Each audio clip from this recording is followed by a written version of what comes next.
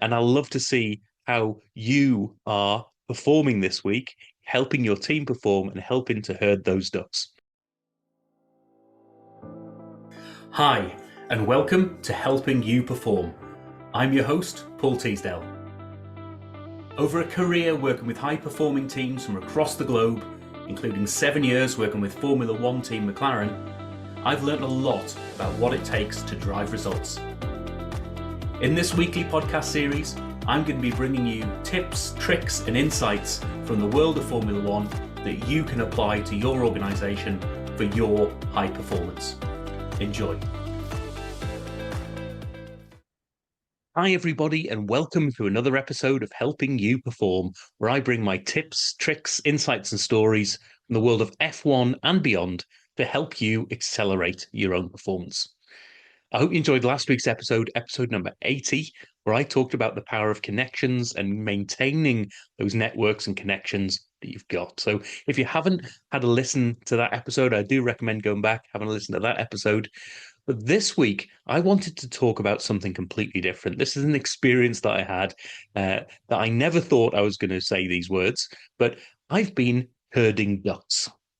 Now, I've heard the expression, it's like herding cats. I've used it myself in the past, whether it's at home with the kids or at work with one of those projects where whatever you're trying to do, something's always going off in a different direction. And it's like herding cats. It's like trying to get the uncontrollables under control. Now, my experience was herding ducks. Now, this was on an away day, and as part of that away day, we had an experience where a shepherd came along with about half a dozen of his dogs, and they were all trained, much like them sort of sheep herding, but they actually had ducks that they used for the demonstrations and for the participation to help show the capabilities of those dogs. And I'm sure the ducks would just seem a little bit more compliant and in control, to be honest. But the dogs and how they reacted, the different personalities, and how they learned their own little phrases. Some had whistles, some had noises, some had sayings that sort of direct them to go left or right. And these dogs had not only learned that from their shepherd, the guy who had trained them, but had actually learned how to do this, taking on those instructions from anybody. So myself and the team that I was with, some of us were whistling, some of us had those little phrases, and we were watching these dogs performing this sort of really high performance piece of work on their side, which is actually herding these ducks. Not an easy task in its own right, but listening to instructions and listening to instructions from people they're not used to listening to those instructions from either.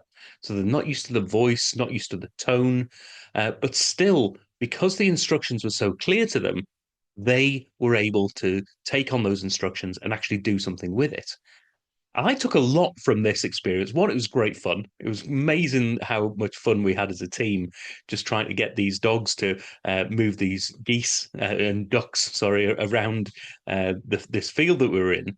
But also just how much we can learn from that situation in terms of, instructions, how simple yet effective instructions can really help people to perform at their best.